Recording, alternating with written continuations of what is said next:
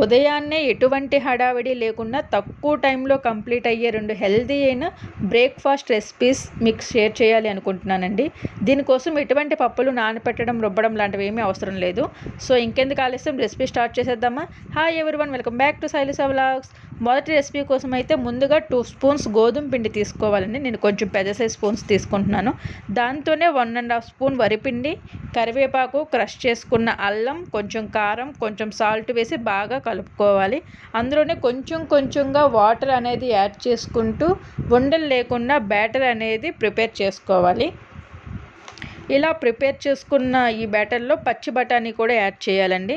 నేను 5 మినిట్స్ వేడి నీటిలో ఈ పచ్చి బఠానీ అనేది నానపెట్టాను, ఎందుకంటే కొంచెం సాఫ్ట్గా అవుతుంది అని చెప్పి. తర్వాత అన్నింటినీ బాగా కలిపి మూత పెట్టి పక్కన పెట్టుకోవాలి. తర్వాత స్టవ్ ఆన్ చేసి స్టవ్ మీద ఒక ప్యాన్ పెట్టుకొని దానిలో ఆయిల్ అప్లై చేయాలి. ఇటువంటి ప్యాన్ అనేది మీ దగ్గర లేకపోతే ఇడ్లీ పాత్రలో కూడా పెట్టుకోవచ్చు. ఆయిల్ వేడైన తర్వాత ప్రిపేర్ చేసుకున్న బ్యాటర్ని అన్నింట్లోనే ఫిల్ చేసుకోవాలి. తర్వాత వాటిపైన కొంచెం చుట్టూ ఆయిల్ అనేది అప్లై చేయాలి.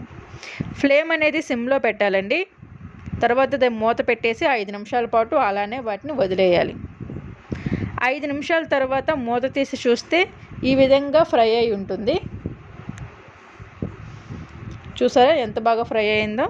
తర్వాత అన్నింటినీ ఒకదాని తర్వాత ఒకటిగా టర్న్ చేసుకొని మళ్ళీ మూత పెట్టుకోవాలి.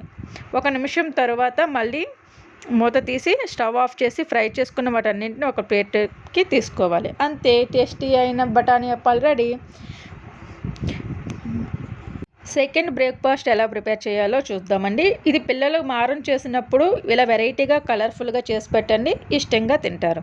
దానికోసం ముందుగా 1 కప్పు సూజీ రవ్వ లేదా ఉప్మా రవ్వ అంటారండి, దాన్ని తీసుకోవాలి. ఇంకొక చిన్న కప్పుతో బఠానీ కూడా తీసుకోవాలి. అందులోనే 3 మిరపకాయలు, ఒక చిన్న అల్లం ముక్క, కొంచెం జీలకర్ర, తగినంత సాల్ట్ వేసి మెత్తగా మిక్సీ పట్టుకోవాలి. ఇక్కడ చూపిస్తున్నట్టుగా మిక్సీ చేసుకోవాలండి. కావాలంటే ఇందులో కొత్తిమీర కూడా యాడ్ చేయొచ్చు, ఇంకొంచెం కలర్ఫుల్గా ఉంటుంది. ఇక్కడ బ్యాటర్ అనేది థిక్గా ఉంది అనుకుంటే ఇందులోనే కొంచెం వాటర్ యాడ్ చేసి దాన్ని పలుచగా కూడా మీరు చేసుకోవచ్చు. మీకు కావాలంటే ఇందులో వరిపిండి కానీ గోధుమ పిండి కానీ కలుపుకోవచ్చండి, అప్పుడు టేస్ట్ ఇంకా బాగుంటుంది. నేనైతే ఈసారి అవేవి వేయడం లేదు, మామూలుగానే చేస్తున్నాను. తర్వాత పెనం పెట్టి పెనం వేడైన తర్వాత ఆనియన్తో ఇలా కొంచెం రబ్ చేయండి. దోసలు అనేవి అంటుకోకుండా నీట్గా వస్తాయి. నేను ఇక్కడ చిన్న దోసలు 2 వేస్తున్నానండి ఒకేసారి. మీకు నచ్చిన షేప్లో మీరు ఎన్నైనా వేసుకోవచ్చు. దీనిపై తరిగిన ఉల్లిపాయ ముక్కలు కొంచెం వేస్తున్నాను. కావాలంటే మీరు బ్యాటర్లో కూడా యాడ్ చేసుకోవచ్చు, అలా అయితే అందరికీ ఇష్టం ఉండదని చెప్పి నేను పైన వేస్తున్నాను. దాంతోపాటు నువ్వులు కూడా వేస్తున్నానండి. ఇవి హెల్త్కి చాలా మంచిది, చూడడానికి కూడా డెకరేటివ్గా అనిపిస్తుంది కదా. తర్వాత అంచుల వెంబడి కొంచెం ఆయిల్ అనేది అప్లై చేయండి. ఒక 2-3 మినిట్స్ తర్వాత మరోవైపుకి టర్న్ చేసుకోండి. చూసారా ఎంత మంచిగా కాలిందో? ఇలా 1 మినిట్ పాటు కాల్చాక తీసి ప్లేట్లో పెట్టుకోండి. మిగిలిన బ్యాటర్తో కూడా ఈ విధంగానే దోశలు ప్రిపేర్ చేయండి. Thank you for watching. ఈ రెసిపీని మీరు కూడా ట్రై చేయండి, ఎలా ఉందో కామెంట్ చేయండి. సబ్స్క్రైబ్ చేయడం మర్చిపోకండి.